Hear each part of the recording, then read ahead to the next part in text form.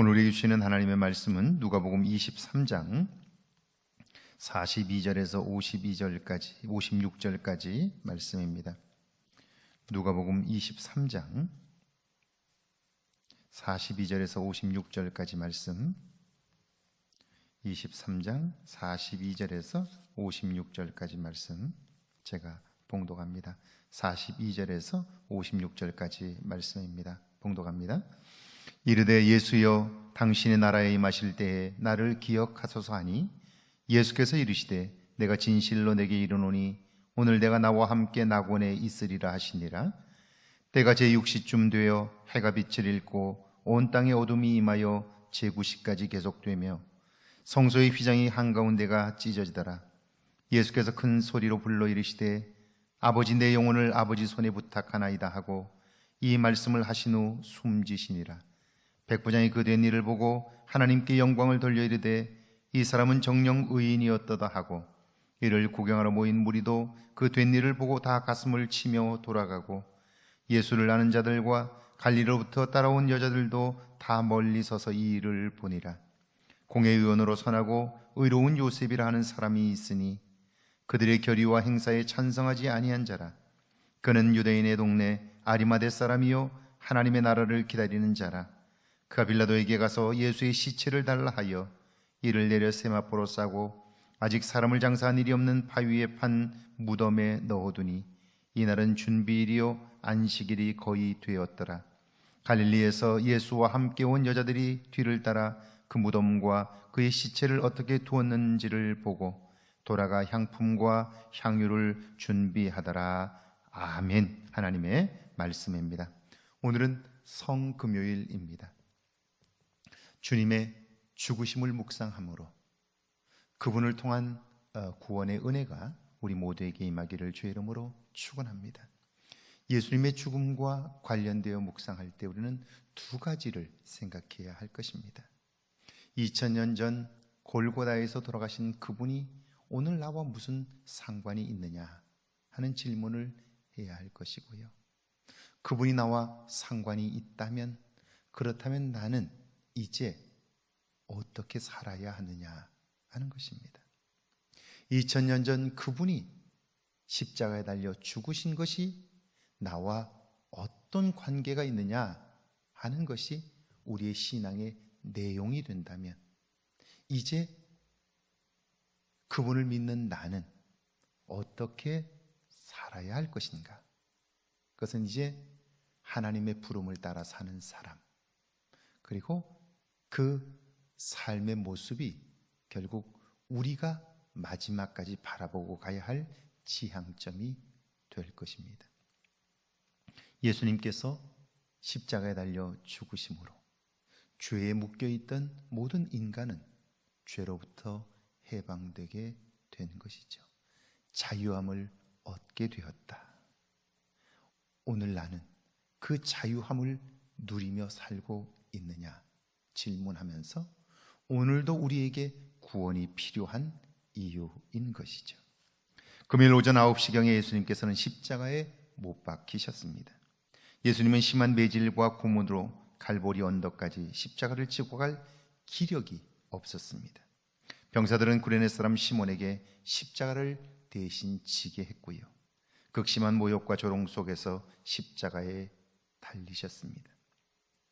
그런데 성경을 보면 예수님께서 십자가에 달리셨을 때 두 명의 강도들이 좌우에 함께 십자가형을 받았습니다. 한 사람은 예수님을 자기와 같은 죄인으로 여겨 비난과 조롱을 퍼부었고요. 다른 한 사람은 예수님의 무죄를 알고 있었습니다. 아는 것으로 그친 것이 아니라 그분이 메시아 되심을 믿었습니다. 그래서 그는 십자가에 달린 채로 예수여 당신의 나라에 임할 때에 나를 기억하소서라고 요청합니다. 그런 그를 향한 주님의 말씀이지요. 오늘 내가 나와 함께 낙원에 있으리라. 마지막까지 주님은 생명을 구원하셨고 강도는 하나님께 쓰임받은 사람이 되었습니다. 그의 인생이 어떻게 살아왔는지 우리는 알지 못합니다. 그러나 그 마지막 십자가형을 받아 죽어가는 모습 속에서 그가 살았던 삶을 짐작해 볼 수는 있습니다. 그는 그렇게 잊혀질 생명이었습니다. 그런데 예수를 만남으로, 예수를 자기 생명의 주인으로 고백함으로 성경에 기록된 인물이 되었고 구원의 백성이 되었습니다. 십자가에 달린 강도가 예수님께서 이루시는 그 구원을 경험했다면 그분은 오늘 우리에게도 동일한 구원을 주실 수 있는 분이죠. 2000년 전 십자가에 달려 죽으신 그분은 십자가에 달린 강도에게 구원의 은혜를 허락하신 것처럼 오늘 우리에게도 그 은혜를 허락하실 수 있는 분이신 것이죠. 우리에게는 의지할 것들이 많이 있습니다. 그 모든 것은 다 하나님께로부터 온 것이지요. 그런데 사람들은 하나님으로부터 온 그것들을 의지하느라 그것을 주신 하나님을 잊고 살아갑니다. 손에 쥔 그것, 눈에 보이는 그것을 의지하며 사는 거지요. 그런데 어떻습니까? 사는 동안 우리는 눈에 보이고 손에 쥐고 있는 그것을 의지하며 살게 되는데 어느 날 살 수 없게 될 때 우리는 그 모든 것을 주고라도 우리의 생명을 사고자 하지요. 그러나 그것으로 생명을 살 수는 없습니다. 그러니까 예수님께서 마지막 자신의 생명을 하나님께 의탁하는 모습 속에서 우리가 진정 의지해야 할 분이 누구인가를 보여주는 것이고요.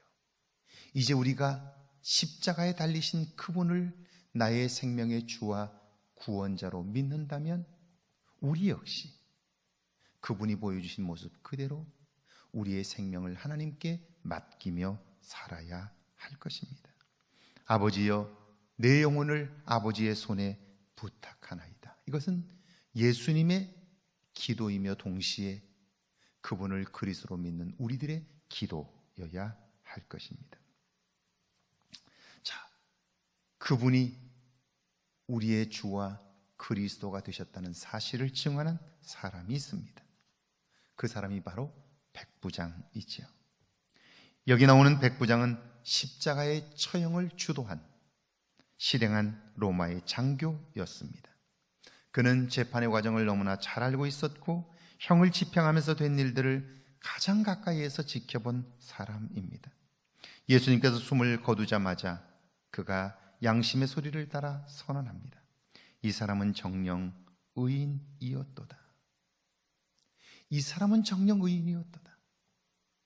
죄인으로 심판을 받아 십자가 처형을 당했는데 그 일을 집행하고 가장 가까이에서 본 백부장의 증언입니다. 이 사람은 의인이었다. 죄가 없었다라고 하는 거죠. 예수님을 처형하는 일에 그가 역할을 수행했지만 마지막 이 고백으로 인하여 그는 하나님의 계획하신 일을 이루는 데 있어서 하나님께 쓰임받는 사람이 되었고요. 예수님에 대하여 증언한 인물이 되었습니다. 이제 그렇게 예수님의 죽음은 끝나는 것 같습니다. 이제 다들 돌아가고 그렇게 그 사건도 역사의 뒤안길로 가는 것 같습니다. 그런데 모든 사람이 다 떠난 그 자리에도 하나님의 나라를 기다리는 사람이 있습니다. 그는 그 나라에서 영원히 살 것을 믿었기에 이 땅에서 선하고 의로운 삶을 살았습니다. 이것은 착하게 살았다는 말이 아닙니다. 하나님의 뜻대로 살았다는 뜻이죠. 그가 빌라도에게 가서 예수님의 시체를 달라고 요구하여 한 번도 사용하지 않은 무덤에 예수님을 모셨습니다.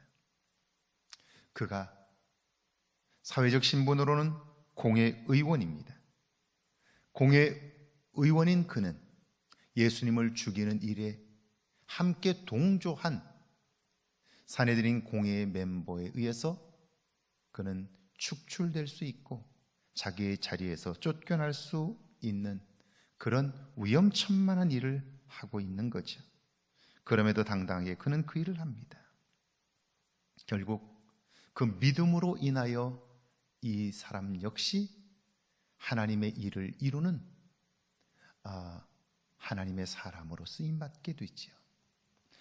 십자가의 처형 사건, 모두가 다 악역을 감당한 것 같지만 그러나 그 상황에서도 하나님의 일을 이루었던 사람들이 있습니다.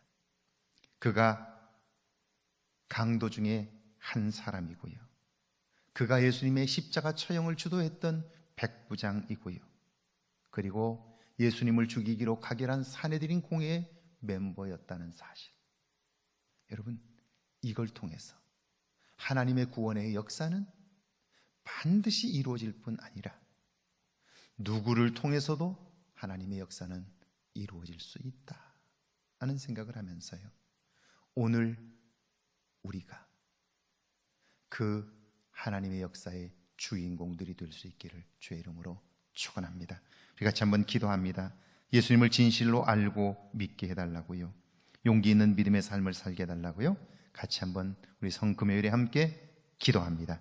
주님 감사합니다. 저희를 사랑하사 함께 하시고 하나님의 도움을 얻게 하시나니 이제는 예수님을 진실로 알고 믿게 하옵소서. 용기 있는 믿음의 삶을 살게 하시고 하나님의 도움을 구하며 살게 하셔서 모두가 다 주님을 십자가에 못 박으라 외치며 모두가 다 악역을 감당하는 때에도 하나님의 일을 이루었던 믿음의 사람들이 있음을 기억합니다. 주님 함께 하사 하나님의 일들을 보게 하시고 하나님의 이루시는 일들을 알 수 있도록 우리 모두를 축복하옵소서. 예수님의 이름으로 기도하옵나이다. 아멘.